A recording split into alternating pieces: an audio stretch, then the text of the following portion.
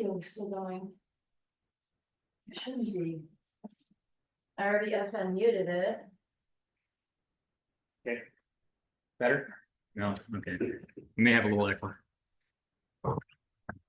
Never a dull moment. Sunday.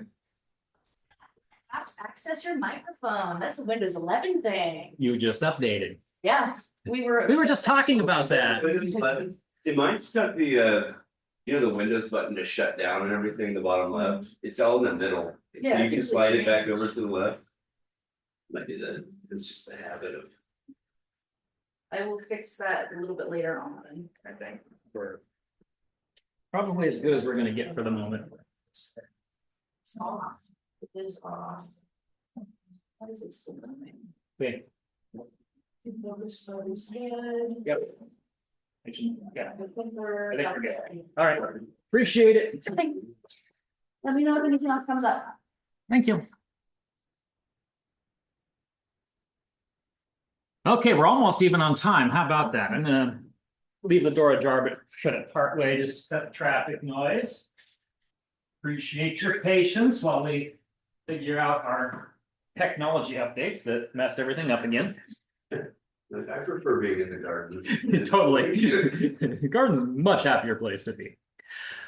Welcome. So today I wanted to talk a bit about a topic that is going to be on everybody's mind, and for the next, 10, 12 weeks is going to be kind of the hot topic of the afternoon, watering. So the thing about watering, back to my primary slide, is there really aren't rules. I wish this was something I could give you math. You do this and you do that. And you can get there if you want to study hydrodynamics and start doing all the measuring your input from your water supply and throwing imaginary numbers at it to figure what your actual hydrodynamic flows are and friction loss and all that. Can be done. But for the average home gardener, this is just not really a realistic level. So that means you have to kind of adapt to a level of reality that is not necessarily as precise as commercial water application. So what are the goals here? Rather than trying to get this down to the nitpicky, what details, what are we trying to accomplish? Well, we're hoping to provide our plants with the water they need. Not too little, but also not too much, which can be just as damaging or even sometimes more damaging to plants. We're trying to apply that water efficiently. So our goal here is to make minimize the losses, particularly losses due to surface runoff and evaporation to the atmosphere. And lastly, but certainly not least, we're trying to make watering easy and practical, because if you don't use the watering tools because they're too messy, complicated, or otherwise non-functional, nothing gets water. A few things about water application. Soils matter. So soil structure, soil biology, and soil chemistry all impact water needs of plants, but also how water behaves in the soil. Generally speaking, soil with large particles, these are sandy soils or rocky soils. Water just moves through them, it doesn't hold in very well. Soils with finer particles, clay soils in particular, hold water sometimes too well. Water can accumulate and not go anywhere, and that can be hard on plants. And then organic material in those soils regulates the water holding ability of those soils. Too much organic material can be just as bad as not enough. This is what you get with a peat bog, for example. It's all organic mass, and water just sits there in that sodden mass and doesn't go anywhere. It's not usable water.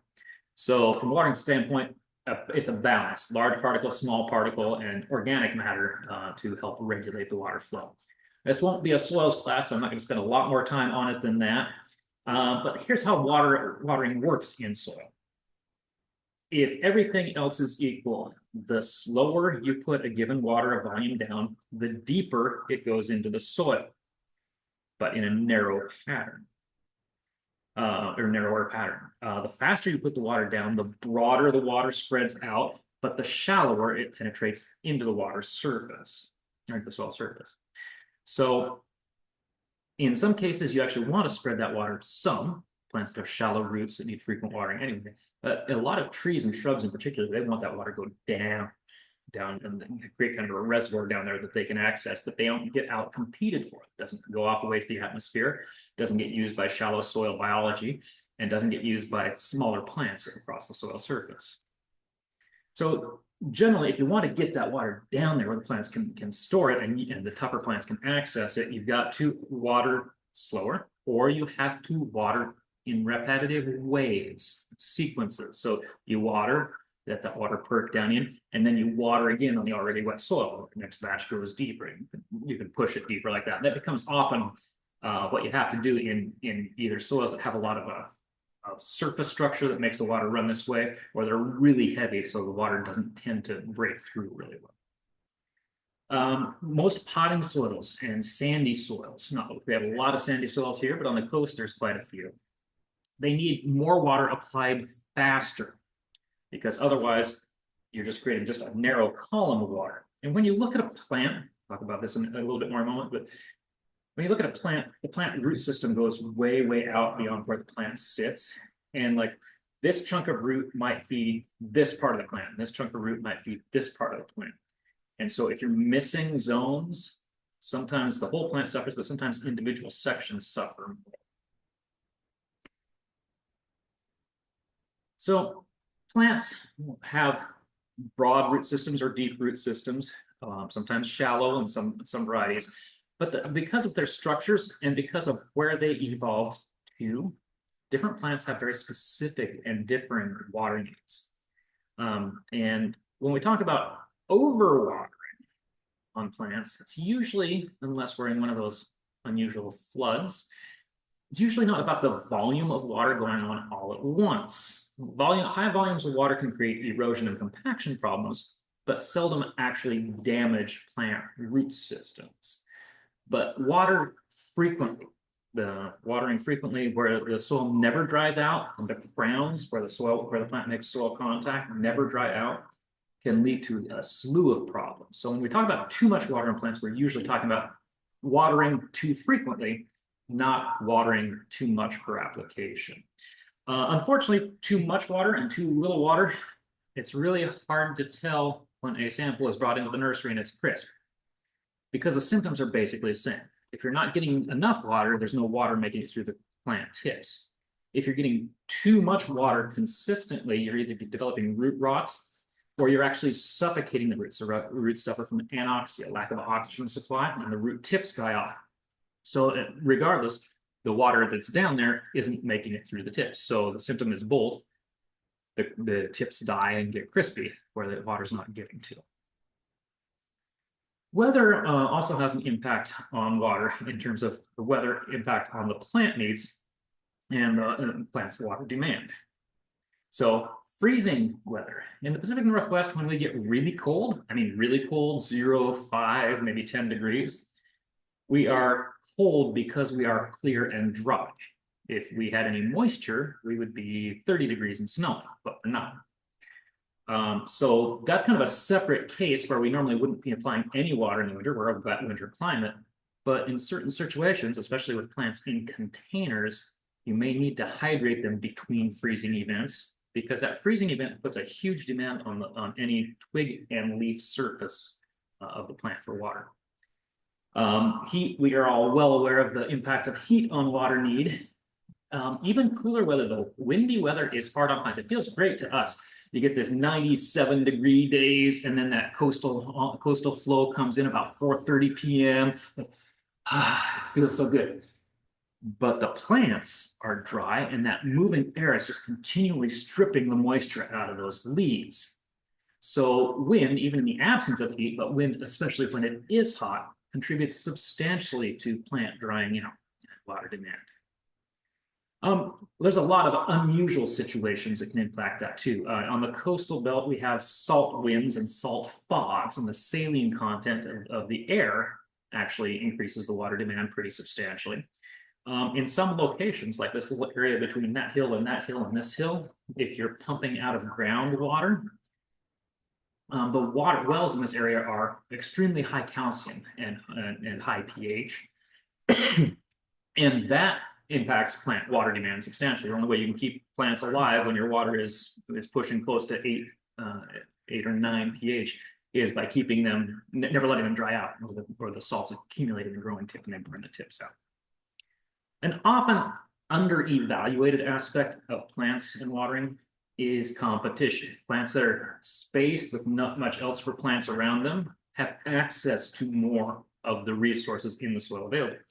Plants where they're deeply layered and packed in together are all competing with each other for what resources are there. So that can change your actual watering profile, how much water you need and how frequently. So that being said, some differences in soil, some differences in plants. We're going to spend some time now talking about how water is applied. There are many ways to water plants. There are ways that work, there are ways that don't, but there's a batch of right ways and a batch of wrong ways. All methods of water application have pros and cons, they have strengths and weaknesses. The key here is figuring out what works with you, with the plants in question in your situation.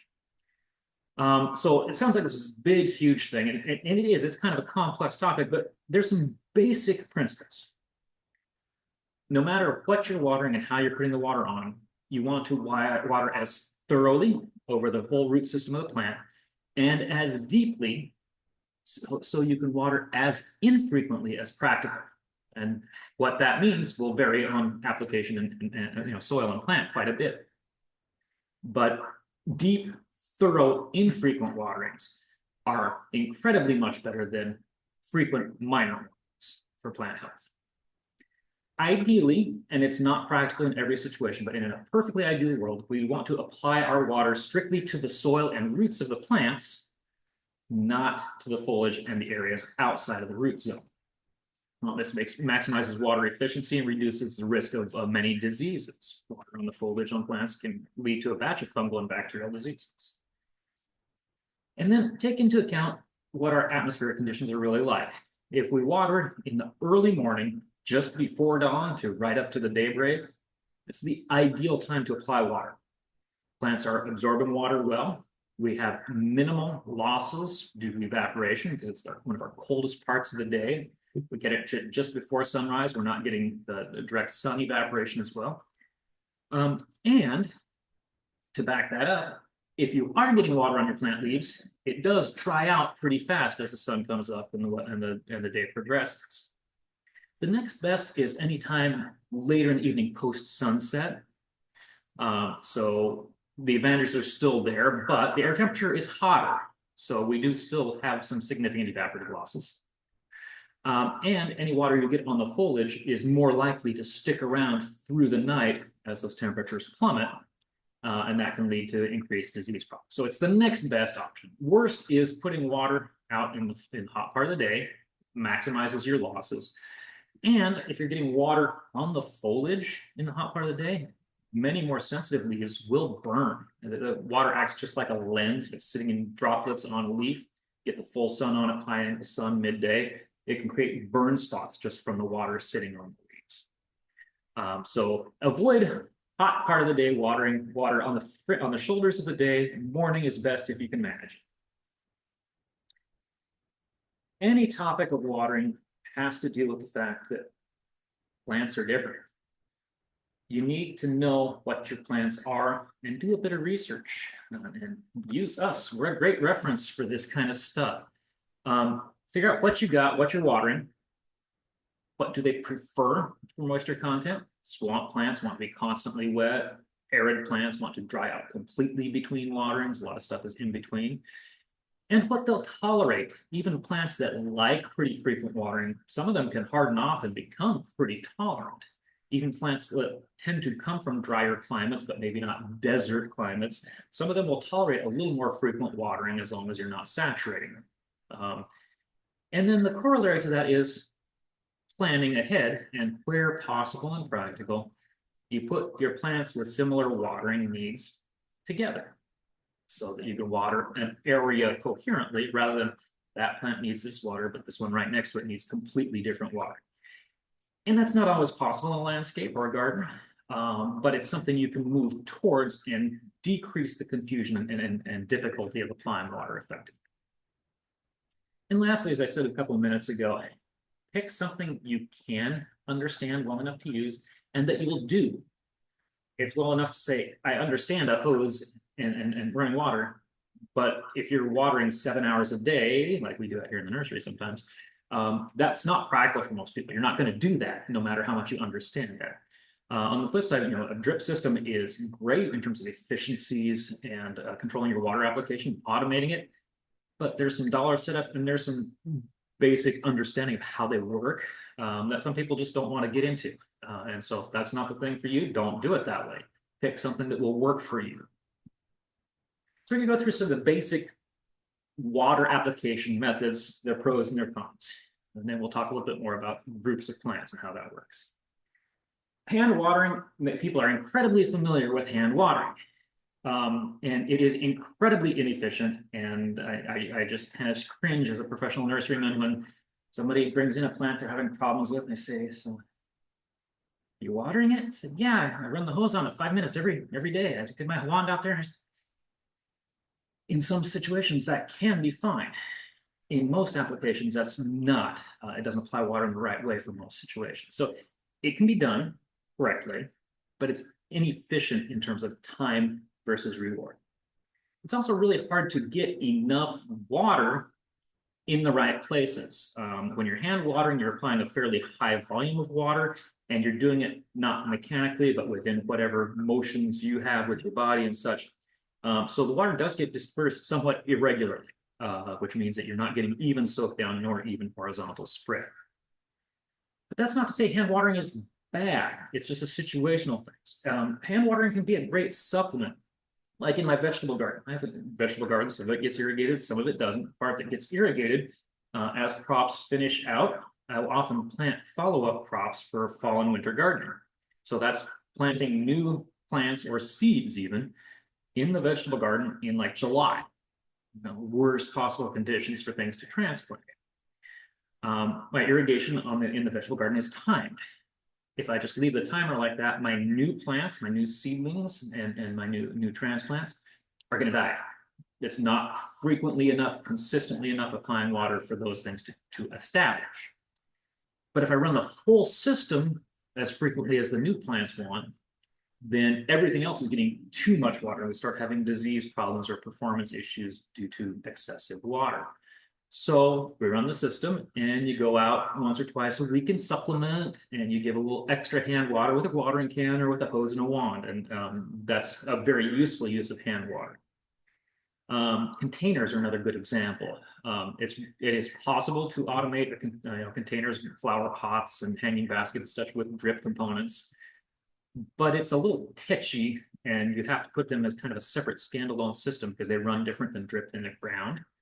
On the other hand, hand watering works really, really well in pots, which is why we turned off and abandoned all of our irrigation out here in the nursery many years ago. And we just hired more people and we just hand water everything in the nursery because it's more efficient in terms of water application and plant health than turning on sprinklers at night. So hand watering is great for containers. The idea with watering by hand in a container is to really saturate the container. This is not, again, not to run a hose for a few seconds and wet the soil surface, but to apply enough water that the entire soil mass hydrates up. Some exceptions. Newly planted containers where you have small amounts of plants and a large amount of soil. If you really saturate all the soil every time you water, those roots are going to rot because all that excess potting soil holds water, and the plants are just sitting in water. But once they're established and growing, that's very much the case. And water heavily. You can hand water in native soils, but it's different. It's not out there with a wand doing this, right? Or a watering can. It's putting dragging a hose out to a large shrub or a tree that needs water, and you turn that hose on just a bit of a trickle, so it's barely running. And you either put it on a timer to shut off, or you walk away and you come back and you run that for an hour or two. So that's hand watering, but still getting the water down to where the plants need it. Another version of hand watering, you can see on the table, tree gator bags. So They're basically a large pouch that you zip around a tree or a very large shrub. And you simply go out and fill them up with water once a week. And they trickle down through the holes in the bottom of that bag for, a couple of hours before that water depletes out. And it does the same thing, gives you a deep, deep watering. Raised beds are always the challenge. Raised beds are great for vegetables and flowers, and especially in our poor native clay soils, but they're hard to water. You can hand water them. Most people who are hand watering their raised beds aren't doing it well. Hand watering a raised bed means taking a serious amount of time with a wand and just saturating not only where the plants are, but the entire soil surface. So you're wetting that whole soil mix. Because you're losing water not just to the top in evaporation, but you're losing water to the sides of that raised bed, so it doesn't hold as well. And a quick casual watering in a raised bed soil typically creates pockets that got lots of water and pockets that didn't get as the water disperses unevenly as it soaks down. So it needs to be more frequent and more intensive than most people actually do when they're hand watering a raised bed. Sprinklers are the other most common method that everybody's familiar with for watering. The idea behind a sprinkler is to put down a large volume of water over a large area rapidly. This makes them easy to automate. You can put timers on them and run them at fixed times every 3 days, every other day, what have you. But understand the sprinklers are adjustable, but only within a degree. And you have to plan out their coverage well. So independent standalone sprinklers provide varying degrees of coverage within their arc of water application. So you need to actually run that sprinkler, maybe get a couple of cat food cans, a couple of tuna fish cans, and put them at different points throughout that water application profile. Time how long it takes to fill them up. That's an inch of water on the soil surface, which is a convenient measurement that used agriculturally for a lot of applications. Okay. Then you'll have some idea on, well, this right in the middle of the pattern is getting full fast, and this right against the sprinkler is hardly filling at all. And clear at the far end, it's filling, but it's not filling as fast. And it gives you some idea on where your water application problems are. On an in-ground system or a series of sprinklers, they're usually designed to have complete overlap for that very reason. It's really hard to get water applied at the sprinkler base when you're also applying water 20 feet away. It just doesn't math out really well.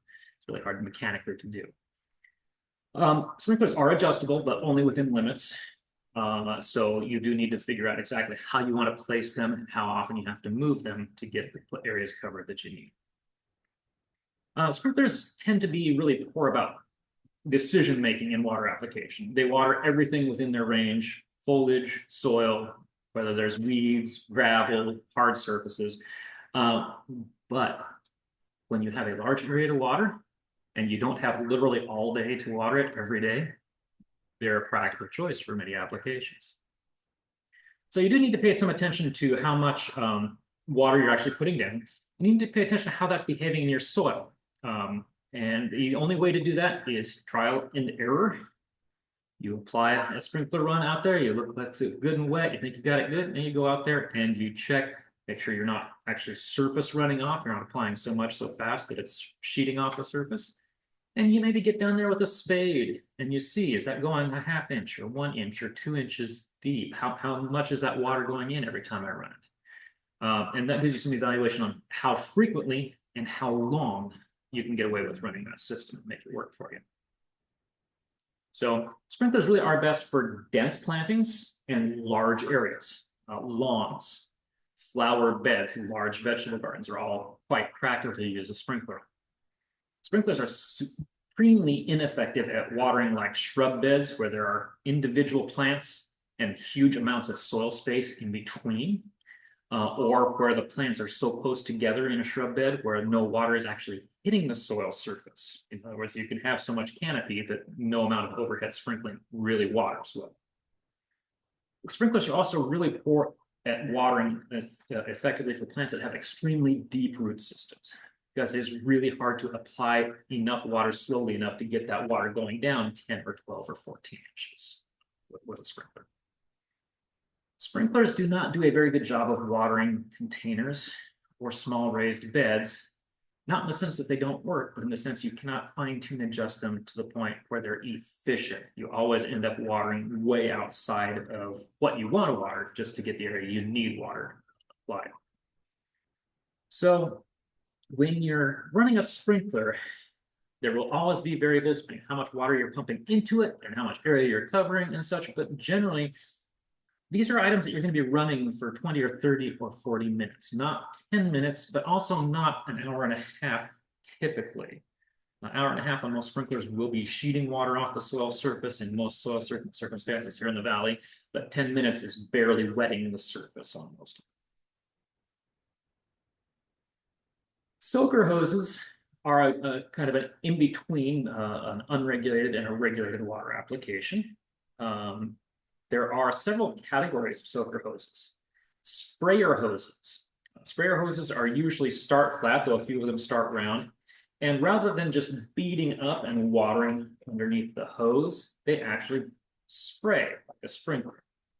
So you can trail that hose around through your beds and you can turn on the water at just enough rate to get as much spray out of it as you want, the area you're covering, and let them run just like a sprinkler. Soak-through hoses or drip soakers work more like a drip system. They apply a very small amount of water oozing through the walls of the hose into a fairly confined area. And we'll talk about this more in the drip system, but understand that when you put that hose up on that soil surface and you run it for an hour, you look at that and you say, well, I watered 6 inches. No. Dig down in, and you get down in that plant utilization zone, that 8 or 10 inches into the soil. I say 6 inches on some of the shallow root stuff. And that 6 inches you see on the soil surface is now 1.5 feet of water because it spreads as it goes down through the soil profile. So they're somewhat less precise than drip systems because they don't have a regulated amount of water going in, and because it does depend quite a bit on, therefore, on the pressure going into them and such. But they do a good job of limiting water to where the plants are, which is one of the factors we're trying to accomplish. Depending on the type of soaker hose, understand that you're putting water into them into a given size of hose at a given pressure. This means you have only a certain amount of gallons per hour flowing through that system. So you can't just keep chunking together 100-foot lengths of soaker hose because eventually you run out of water. It's no longer actually oozing out because it's not pressurizing. And there's friction losses in the hose, and there's other capillary losses in the material, which accounts for that. So don't put too many of them together. Most of them are designed to be used in the length they come in. It's not at all uncommon to run 100-foot of soaker hose, but it's pretty uncommon to run 200, 250 feet of soaker hose at once. And the sprayer types, of course, use more water. So you can't daisy chain many of them together at all. In fact, most of them are designed, you buy a fixed length and they're not designed to be hooked together with other hoses at all. Drip hoses, drip soakers in particular, sprayer soakers to a lesser degree, are short-term plants. They're not a sprinkler. They're not going to last you 20 years. If you're using them regularly in the summer and you're doing a good job of picking them up and putting them away, you might get a few years out of them before they degrade or plug. If you leave them out in the soil through our winters, you're unlikely to get more than 2 years out of soaker here. The small soils just filter up into the apertures and they just plug up and stop working entirely. Other things influence that. If you're pumping out of a well, you're not going to get as much lifespan out of your hoses, out of your soakers as you would out of city water unless you put a really good filter system on it.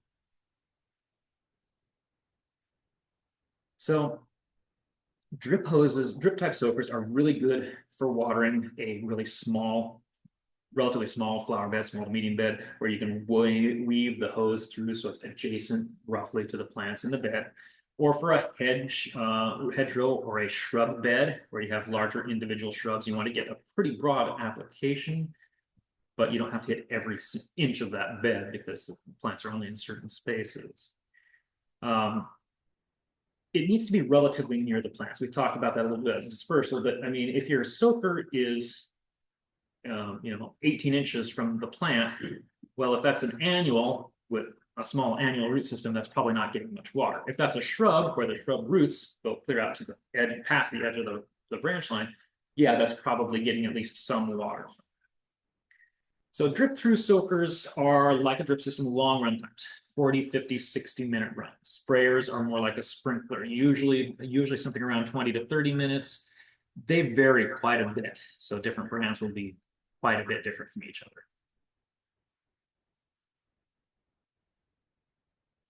Drip systems are a wonderful way to apply water precisely, but they do require a certain amount of initial components to put together, which isn't cheap, not horribly expensive, but not super cheap. There's also some complexity. This is not something you just grab a batch of components at a kit at the store and just go home and throw together.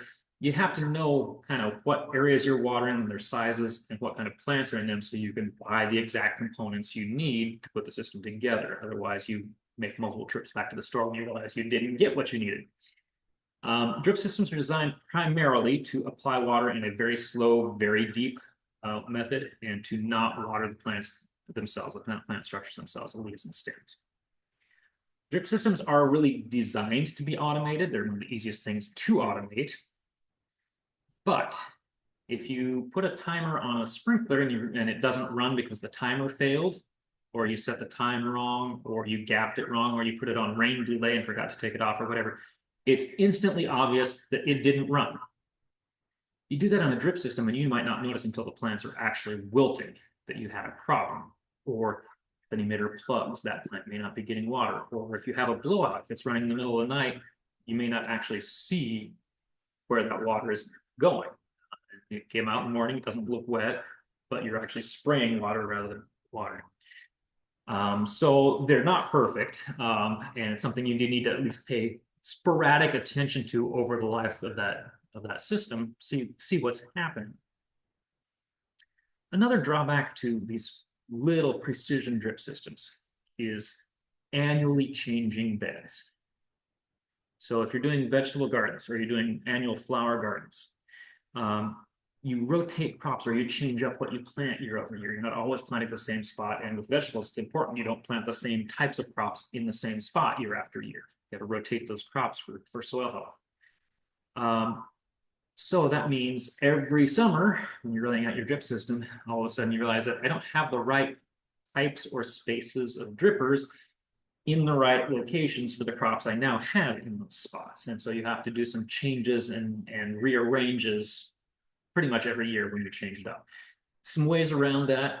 This is not a primary drip class. We do have one at our YouTube channel that we've recorded from previous seasons. So you might watch if you want a little more detail on drip systems specifically. But that rearrangement is part of the reason it gets hard to do on like a larger vegetable garden. So drip emitters are point source applicators. They usually come in a ½ gallon, 1 gallon, and 2 gallon per hour ratings. And those are irregardless of the amount of pressure being kicked into the system, usually. There are bigger emitters. They have very finite practical applications, but you can get 5 and 10 gallon per hour emitters if you shop around for them. The drawback to those is you're not gaining a lot of the benefits of a true drip system with using them. Now, we talked about plants and how plants have larger root systems and that you need to disperse water around the root system. And on larger plants, drip systems often require 2 or 3 or more individual emitters spaced roughly evenly around the perimeter of that plant to provide even consistent water to all the root system. A typical drip system uses a larger supply hose, like a ½ inch or 3/4 inch tubing, to move the water from place where it comes to where you want it to start releasing, and then smaller 1/4 inch distribution tubing, or in a few rare cases, 1/8 inch distribution tubing, to go from past the regulator, once it starts letting a certain amount of water out, to where it's actually going to drip at the plant. And there's a number of ways you can put those together, but generally speaking, it's not practical to make sure that your ½ inch is always immediately adjacent to the plants you want to water. So you have to kick from that to your outlet point. Rule of thumb on that: you still need to be within about 3 or 4 feet of where you want that water to come out. Once you've necked that down to 1 gallon per hour or whatever, and you put it into a 1/4 inch tubing at that, past about 3 feet, you start seeing some drop off in performance. Getting 1 gallon per hour here, but at the very end of that 1/4 inch line, you may be getting 3/4 or half a gallon per hour. So don't run too long a strides of it. As with soaker hoses, the water distributes much wider underground than what you can see on the surface. It looks like a little, barely a circle of water on top, but as you get down through the soil and you run that for long periods of time, it covers a very large area. Exactly what that cone of penetration looks like varies quite a bit with soils. So there's often some adjusting on an individual site basis as you figure out what the water is actually doing in your soil. Dripper line kind of combines the actual tubing with the emitter. Most dripper lines are set up with approximately 1/2 gallon per hour emitters. Usually 0.6 is very common. And they're built right into the tubing. So instead of putting an emitter at your 1/2 inch line and running a tube out and letting it drop and then running another one, running it out, you put an unregulated barb so that you can connect at full flow from the 1/2 inch line. And then you put this on and it lets that 1/2 gallon per hour out either every 6 inches or every 12 inches. A few types are at 18 inch or 24 inch interval. So what's the advantage of that? Well, it's simple installs, number one. It's real easy, as you can see in the picture here, to water a shrub or a large perennial or a small tree. Rather than putting 6 or 7 individual emitters out there, you run a basic 1/4 inch line, you put a T in, and then you just put the dripper tube in a ring around that, and that's giving 1/2 gallon per hour every 6 inches around that perimeter, or every foot around that perimeter for larger trees especially. So very easy. It also simplifies the rearrange in annual beds and vegetable beds. Most raised beds and vegetables are best served by setting up something like this. Besides the 1/4 inch dripper line tube, they make 1/2 inch dripper line tube. And there's a reason. So 1/4 inch dripper line, even with putting a barb into the 1/2 inch that's not regulated, you're getting something like 20 to 30 gallons per hour through that barb, depending on how much pressure is coming into it native. Okay. Well, visualize the math here. If you're putting 20 gallons per hour into that 1/4 inch line and you're losing 1/2 gallon per hour every 6 inches, you can only go 10 feet. You're out of water. 1/2 inch dripper line still has the same types of emitters. They sometimes make some different ones, but that's pretty typical. But now you're running 200 to 300 gallons per hour through the main tube. That's effectively at 30 psi, probably what's going through those. So now you can run 200 feet of 1 foot apart emitters all on one section all at once.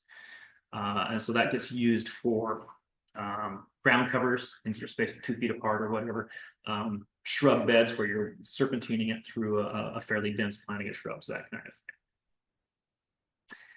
Micro sprayers. So using basic water distribution components like a drip system, but putting small sprinklers on them instead of actual drippers or soakers.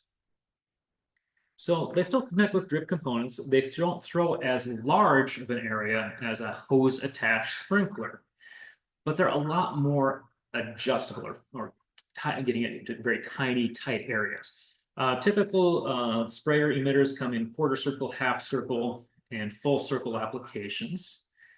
And each sprayer uses something around 20 gallons per hour. So a small fraction of what a sprinkler would, and then you can just kind of lay them out at the end of their runs and make these nice little rectangles or just water the areas you're hoping to get. They're never perfect. There's always some overspray. There has to be to have good coverage. But it's nowhere near as bad as like a wave action or an impact sprinkler in throwing water everywhere. You can kind of still do a relatively short run, fast application and control a bit of where the water goes. Still gets water on the leaves, though. It's not an ideal situation, but it often simplifies these medium to large areas pretty well. So micro sprayers use water. Little bubbler ones use about 6 to 10 gallons per hour. Big full circle ones that throw 4 or 5 feet, or some of the big half circle ones that throw 7 to 9 feet, might be using 20 to 25 gallons per hour. Okay, so we mentioned briefly that a drip system tubing, the main supply tubing, 1/2 inch tubing, might have 200 to 300 gallons per hour in it.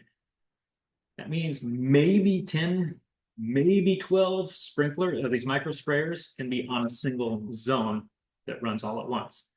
You're out of watering. So like my big vegetable garden at home, if I'm irrigating the whole thing, takes 3 timer zones to run on micro sprayers. So typical application is kind of like doing a drip collar. You put an unregulated barb into your 1/2 inch line, and then you run 1/4 inch tubing out to the stake. The stake has a sprayer either built into it or it has a riser, and you can change out different types of spray heads on the risers. Sprays out from there. Very effective at moderate size applications. So when we're talking about drip systems, you have to provide enough water. It's not just about runtime and precision. So an individual emitter might run a young, not very thirsty shrub that's kind of small, or a moderate or relatively drought tolerant perennial. Larger plants will need 2 or 3 or more emitters, depending on their native water demand and how big they really get. Understand that a lot of bigger plants, when they get mature, probably don't really need water, but there are certainly exceptions. We'll talk about that a little bit later here as we talk more about plants and water. Typical system can handle 200 to 300 gallons per hour of flow. And are designed to be run at really long run times. Dripper lines are kind of the same. You've got about 200 to 300 gallons per hour capacity. They're designed to run 40, 50, 60 minutes per application. And the tubing has limited runs, 10 to 20 feet, depending on how it's laid out. Micro sprayers are more like sprinklers and run like sprinklers. My vegetable garden usually runs anywhere from 18 to 22 minutes per. Okay, so those are kind of the options out there on the table for applying water in the garden. Let's talk about how this works with the plants. Trees and shrubs. Tree and shrub root systems are huge. If you look at a 70-foot tall tree, it probably has 150 lateral feet of roots in all directions, twice the height. Not all of those need to find water. There's the tree searching for water. It is important, though, to get your water, if you're watering trees, out. When you look at a tree and you've got the crown and you've got the trunk, there's almost nothing right adjacent to that trunk that is actually taking in water. Those are anchor roots and crown. They're the support structure. All of your water and nutrient absorbing roots are further out. So when you're planting a new tree and you want to water it, well, yeah, you're coming in with a root system 15 or 16 inches across and you're watering 18 to 24 inches from the trunk. That, great. But if that's a tree that's going to need to continue getting water all the time, you're going to need to either enlarge your drippers or put sprayers on it or something, because you're not watering there at that 12 inches away from the trunk in all directions is going to eventually no longer do any good. Typically, trees and shrubs want very infrequent, very long, deep waterings. There are exceptions. We'll talk a bit about that in a couple slides. But if you're watering even a newly planted tree every day in native soils, you're probably overwatering. Water every 2 to 3 days on young or thirsty trees, once a week on moderate, and once a month on established stuff that is just a little bit to the thirsty side. Most trees and shrubs don't really need water after the first or second year. It usually takes about 2 years to develop enough root system for drought tolerant ones to be established. There are definitely trees and shrubs that resent summer watering because of a variety of conditions. So here's some examples for you. There are trees and shrubs that definitely need at least some consistent watering in our dry summer climate, even when they're full grown. Now, will they die if they don't get it? Some of them will. Others just won't perform well without it. So the one that always gets everybody in the Pacific Northwest is arborvitae and the native western red cedar, which are close cousins. These are wet soil, shallow rooted, fibrous rooted trees. they never become fully drought tolerant.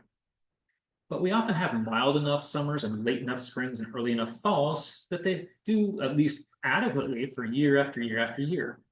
And then we go into one of the droughts. And all of a sudden we get these 10-year-old, 15-year-old arborvitae hedges dying. We get 80-year-old Western red cedars in urban areas that somebody stopped watering their lawn on, dying because they don't get any water at all that summer. They won't take that. They never become fully drought tolerant. Rhodies and azaleas, if they have any degree of sun on them at all, really need some consistency of water. They have a very shallow, very fibrous root systems. Will they survive zero irrigation in a shady environment? Usually, after they're full grown, do they perform well? No. They definitely need that consistency of irrigation. Hydrangeas. All hydrangeas like water. The traditional big mophead and lace cap, big leafed hydrangeas need a significant amount. They're almost swamp plants, so they really like it quite moist. Fruit producing plants, strawberries, blueberries, apple trees. Do they need water? Well, blueberries and strawberries will peter out and die if they don't get any. They really need water in the summer. Apple trees, pear trees, cherry trees, no, mature ones don't. However, there is a distinct impact on yield if you're not watering them at all. This is why agriculturally they do. Roses, kind of a similar boat. Some of the tougher roses will survive a zero irrigation environment once they're fully grown and mature, but they'll flower once and stop. And so it's kind of one of those rules of thumb. It's a plant that keeps regrowing and reblooming. It probably needs to be watered and fed continuously through the growing season. If it's a plant that blooms once on stored energy in the spring, those are often fairly tough, but there are exceptions. Willows, big trees or shrubs, but they're extreme wetland plants. They usually grow with their roots in water or in very wet soils, so they will not ever get really drought tolerant. Don't assume because it grows in a wetland that it never becomes drought tolerant. There are some. Western spirea will tolerate quite a reasonable amount of drought and maybe not look its best, but survive it, even though it's a wetland plant. Okay, some plants that really do not like frequent water. Most big conifers, especially the alpine stuff, spruces, pines, these are mostly, not all, but mostly are arid climate, sharp graining soil trees. A lot of native plants hate summer water. I mean, kind of think about it. We are in an area that's a Mediterranean climate. We get rain that kind of stops in May and starts again in October. They're used to basically 4 months of the season with no water, and they're adapted to that. Now, that doesn't mean all natives are that way, but a good chunk of them are, and some particularly notable ones. Manzanita, madrone, California lilac, the native big white oak. So that's a good classic example of what we're talking about. The big Oregon white oak is all over the foothills out here. And as housing developments come in and they try to leave some oaks and they put houses around them and leave stands of them, right? And they put grass under all this. Well, homeowners water that grass. They water that grass enough to keep it green, which means they're watering 3 or 4 times a week. Oaks hate that. The trunk getting wet and that crown structure, the part of the root structure that's in close to the trunk needs to dry out significantly between waterings or it rots. And so we go through 20 years after those housing developments go in and pretty much all the oaks are gone because people are watering them to death. They will not tolerate it. Can you make that work? Yes. You water once or twice a month with an extremely drought tolerant grass, or you change out to a xeriscape garden, or you plant other types of ground covers. But I mean, they'll tolerate getting a watering a couple of times over the summer. What they won't tolerate is that continuous frequent application of water. Mediterranean European plants, a lot of them are from scrabbly, rocky soils that have a very similar weather pattern to ours, wet in the winter and dry in the summer. So that's like, for example, rock rose is a good example of that. And if you water them all the time, when they're full grown, they will just simply live 8 or 10 years and then just kind of fade away. They don't last. So even the types of trees and shrubs that like frequent watering, like willows, do best with relatively less frequent, deeper waterings. So a typical shrub watering system should be watering maybe a couple of times a week, once or twice a week on mature established stuff. Trees and shrubs that are built up to get them out of the water table on mounds or in raised beds require both longer soak times to get that water down into the native soil where it can retain, but also a bit more frequent watering because you're losing more water. And of course, trees and shrubs, like most things in container, will need significantly frequent waterings. And that becomes increasingly so as they fill out the pot and consume all the soil. Now that pot, there's no soil in that pot, it's pretty much all root mass. So you may need to be watering them a couple of times a week, or you may need to be watering them a couple of times a day, depending on the plant situation and maturity. Perennials have smaller, usually, shallower, usually, root systems than trees and shrubs. With the caveat to that is being they don't have these kind of woody vascular structures that trees and shrubs do.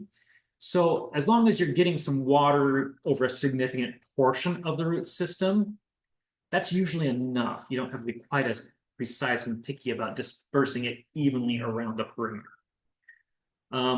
Like trees and shrubs, perennials generally prefer a deeper, more thorough, and less frequent watering. That becomes particularly important with some of the herbs that are more Mediterranean climate plants. Perennials seldom are so super drought preferring that they don't tolerate summer water, but we definitely have some natives that are that way. And bulbs are another consideration. So a lot of bulbs have the patterns of behavior they do because they come from dry summer climates. So they store energy, they go dormant over the summer, they start growing in the winter, new roots come out, new shoots initiate, they break the soil surface and flower in the spring, and then they go dormant again. They do that to conserve their resources in dry climates. And if you're constantly watering dormant bulbs in the summer, they're going to rot.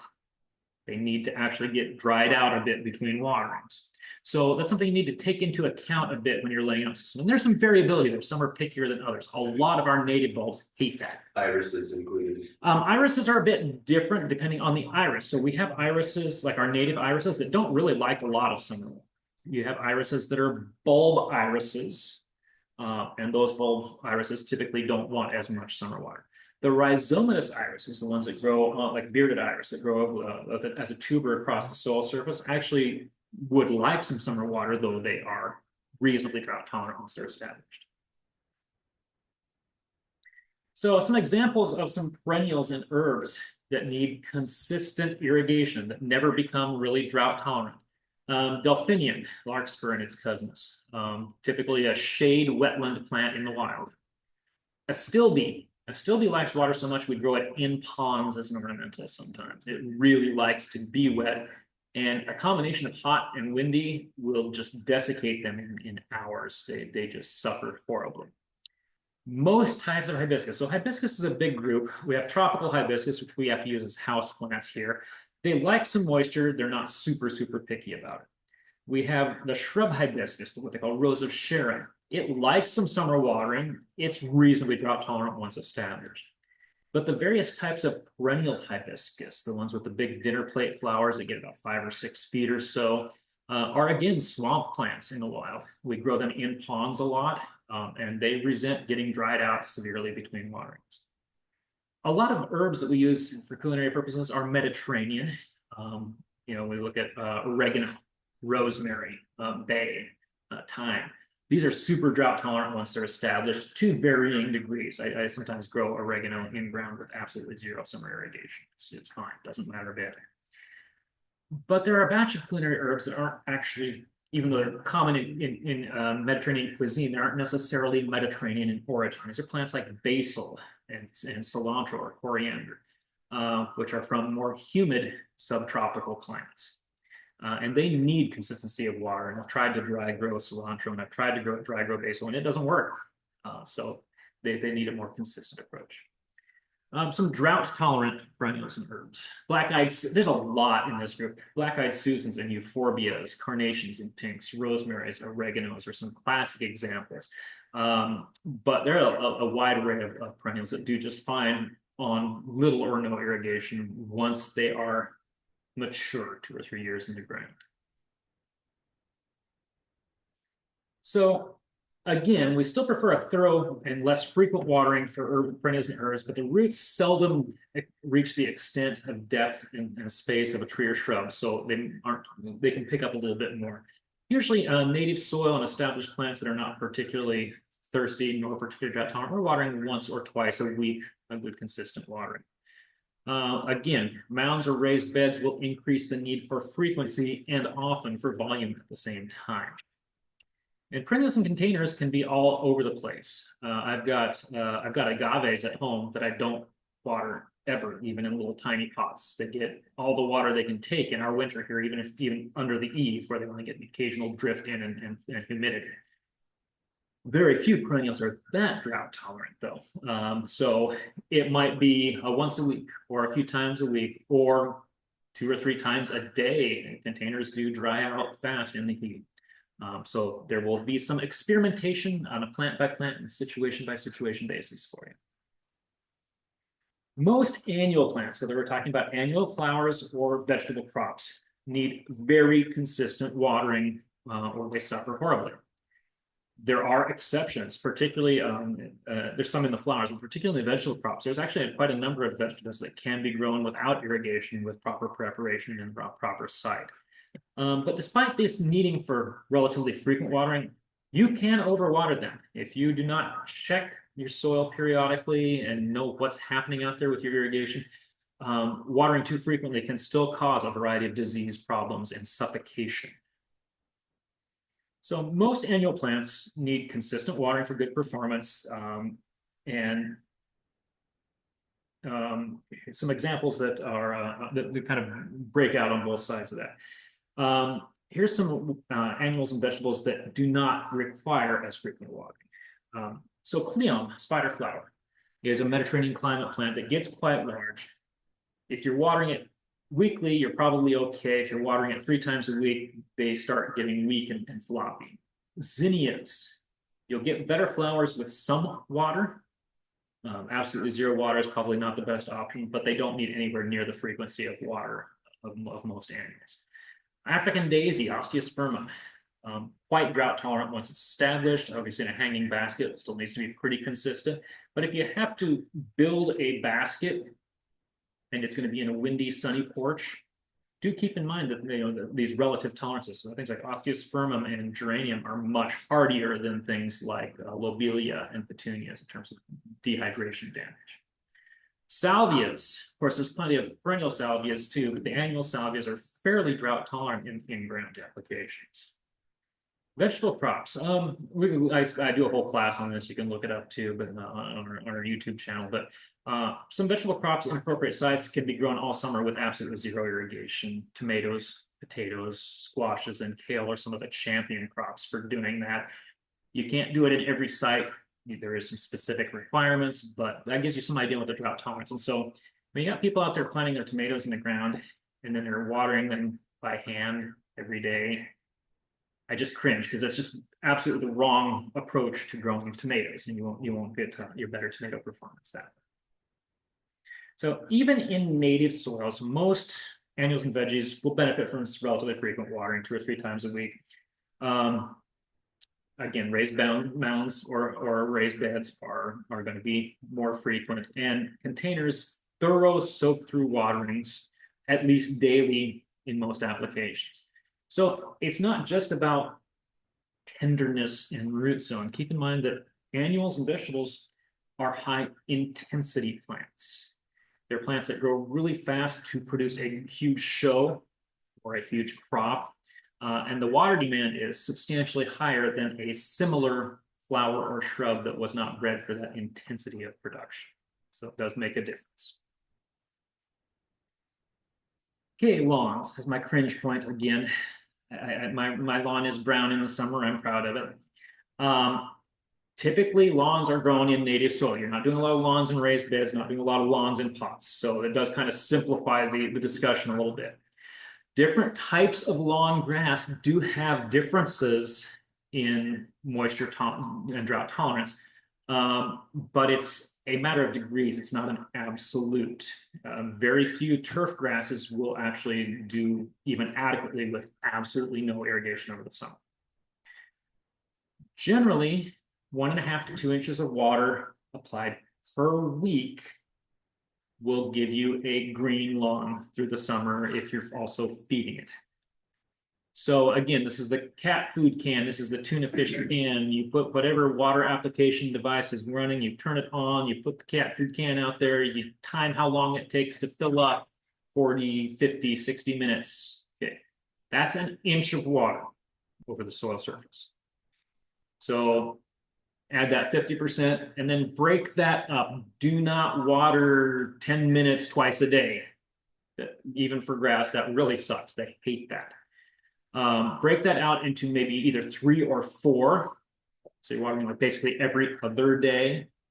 And then do the math on that. So what this means typically is you're turning your irrigation on your lawn for 20 to 30 minutes, 3 or 4 times a week or every other day. And that would, and with fertilizing and all else being equal for soil, that should keep your lawn green. Brown lawns conserve water, no doubt. Brown lawns are a fire hazard in certain situations, suburban fringe especially. That would be a serious concern.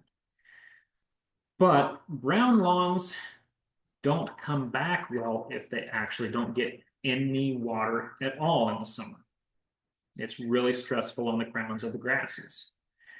But if you water once or twice a month, so say 3 times over the course of the summer, you can really start watering maybe 1st of June, 4th of July, so it's nice and wet before the fireworks. And maybe 1st of August, by 1st of September, you probably don't need to any. That will, even though the lawn will stay brown, that will keep the crowns healthier. And so when the rains do come in, it pushes up. So turf grass is kind of an invert plant in the sense of we expect plants to go dormant in the winter and be growing in the summer.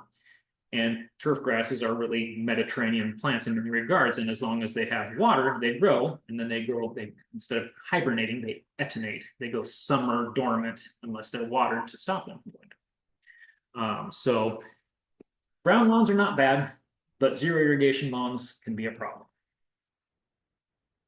So how do we pull this all together? Well, first thing is you're going to have to actually do some devices out there and see how they're performing in your site. The soils do vary a bit. Generally speaking, we can't give you a schedule, but we can give you some guidelines, and typical guidelines involve watering, 2 or 3 times a week is a typical watering interval. Watering every day is usually not necessary for most things except containers. To improve watering performance in our heavy clay soils that are so typical in the area, it's often necessary to water for 15 minutes, let it sit for an hour, water for another 15 minutes to get the water down. So it's not just sheeting off the soil surface. Multiple short runs can be effective to get that water penetration if you can't get it with slower application. There is still no substitute for time and attention. Spending time in your garden, around your lawn, and noticing when things are changing. Of course, you do this for a living. I walk through the shrub yard out here, and I can tell my team that those plants over there are needing water. They're showing just the very first little color changes and droops. Learn your plants, learn your soil, learn what things look like when they're wet, what things look like when they're dry. Look for the subtleties. Rule of thumb for most applications in most situations. If you put your finger into your soil where your plants are, 1 knuckle depth, that's usually for most people around 3/4 to an inch. If you're still finding significant moisture, it feels moist to the touch, you don't need to water, except for the thirstiest plants. If you're dry at 1 inch down, water thoroughly, put comprehensively, and then take a gap until you're dry at 1 inch down again. One of the simplest rules we can use. It's not perfect for every situation, but it's applicable to almost all. So Newly seeded areas, whether it's turf or grasses, will need to be more frequent. If you're looking at dense plantings, you're going to need to be watering both more volumetrically and more frequently because they're all competing for that moisture. So like a 1 foot by 4 foot window box will need water a couple of times a day, easy. There's just not enough water in there for all the different plants that are growing in there. So desert plants, succulents, get thoroughly dry. They resent being moist, so get thoroughly dry between waterings, but swamp plants should never get completely dried out. Even 1 inch can be harmful to some of them. Even mature plants of certain categories never really become drought tolerant. So kind of sum it up, where possible and practical, water the soil, not the foliage. Water in the cool parts of the day, mornings are best. Apply water thoroughly and deeply. Try to avoid watering areas where you don't have plants you want. So one of the easiest ways to suppress weeds is by not watering stuff. Learn your plants. Different plants are different, so figure out what your plant's needs and expectations are. Apply your water as best as you can, tailored to the needs of your soil and your plants. And then past that, choose what your watering method is that will actually work for you. So that's what I had for formal presentation today, and I would be taking any questions from the live or the online audience at this time. Yes, question. I've got a couple of tomato plants and 3 squash plants that are in containers. Yes. They're pretty big containers. How do I just stick my finger in?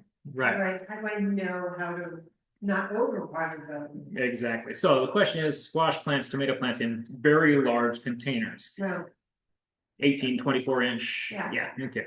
So how do we figure out when we're watering? Are we watering enough or are we over watering? The 1 inch rule does apply, generically speaking, once those plants have established in, of course. So once they've got in there and they're growing some roots down. Reasonable approach. It is important to understand that a deep pot is not the same as a broad pot because they only root so deep, especially in potting soil. It's a little different from native soil. So if you are getting dry at 1 knuckle depth and you're watering and they're still just yellowing, check to see if you're actually retaining too much water in the bottom. Check by weight. Weight checking is often an underutilized way of evaluating water content of soils because you can't do it in native soils. But in pots, that's one of the things we do out here in the nursery a lot. We go through and just lift, and you get a feel for it. So what I like to do is water the plant thoroughly, heft it. What's that feel like? You won't probably get it off the ground if it's thoroughly saturated weight in that big of a pot, but get a feel for that heft. And then, yeah, check that 1 inch, but also do that heft. And if you're dry at 1 knuckle depth, but pot is still super heavy, maybe dig down a little deeper, see where your soil profile is sitting, see where the roots are on those plants. But if it's light, then definitely need to water, maybe pick up that watering frequency a bit. But heft can help a lot with that. Tomatoes and squashes are quite drought tolerant in the ground, in soil. In pots, much less so. They have a very large amount of flower, fruit, and leaf demand for water. So even a large pot frequently needs to be watered daily to every other day. okay. All right. Got a question online. What's a good system for long vegetable beds, like 25 feet long? Okay, so a vegetable bed, I like dripper line for those beds where practical. And so to make that work, you're going to need to put your supply tube basically in the middle of that bed, coming into the middle of that bed, and then you can put soaker dripper lines, the little 1/4 inch dripper lines, going both directions, and you have 12 feet in each direction to play with. So that's an approach. If you want to do individual point source drippers, you simply run your source line into that raised bed, and then you tee it and you run it down the length of the bed, and then you can point source off. It does depend on how wide that bed is. If you're more than 4 or 5 feet wide, so say you're 8 by 25, I would consider micro sprayers. I mean, I do that in my in-ground beds at home, in-ground vegetable garden at home. You'll water a bit outside the beds. It's not perfect, but anything in that scale you can work. But if you're substantially less than 5 feet across, micro sprayers are not going to be very efficient because they're going to be throwing so much outside of the beds to get even coverage. So that'd be my go-to there is either dripper line, drip systems, or micro squares, depending on how wide that bed is. Other questions? I had, two trees put in the right of way area for the city. And the city came out, well, they came out and put them in and they mounted up huge around the bottom. And they put gator bags in, Mhm. but this is since April, they've only come twice. Fill up the gator bags, so is that fine? Do I just leave them alone? Okay, so the question is trees, newly planted trees, and gator bags. These are planted in the right of way, or as we fondly call it, the hell strip. Because it's really a tough spot for plants. There's a very limited soil profile with lots of compaction and lots of restrictions, so it's sometimes hard for things to establish well. Soil was mounded up around the trunks and such, mounted up and they're planted in that. And then gator bags put on, and then the city who did the installation in the bags has only filled the bags twice since then. That's probably fine to this point. Okay. So normally in the summer of the first year, we will fill those bags once a week to every other week and let them soak in depending on the tree and the soil site. So you know, variables there, but that's a good rule of thumb, okay? Really hot, dry once a week. Yeah, I mean, were it me, I think I'd be paying attention to what they're doing, maybe going out there and filling them on my own a little bit. Once a week is kind of general. Take your gator bags off your trees for the winter, please. Well, We get- take care of Yes, everything, so- Fair enough. It's wonderful if the city says they're gonna do it, make sure they're doing it so you don't lose the trees. It really does depend on the tree. I mean, tough trees, no problems with that. We've still been in spring cycle, you know, once or twice a month, it's just fine. But as we get into July and August, I'd be concerned if they're at all sensitive type of tree. But if like crepe myrtles, drought tongue, and oaks, drought tongue, I mean, does depend a bit on what trees went in. But yeah, get those bags off because the bags are in contact with the trunk and they can cause rot problems around the collars of trunks, or they become habitat for mice that eat the bark. So come off in the winter, even if you're going to use them the next year and put them on, especially fruit trees or a lot of things we will redo, but don't leave them on all winter. You will kill your trees with them. All right, well, I'll call it a day for the talk here. You guys know where to find me if you have follow-up questions, don't hesitate. And I want to thank everybody online and in person for attending. Thank you very much. Thank you very much.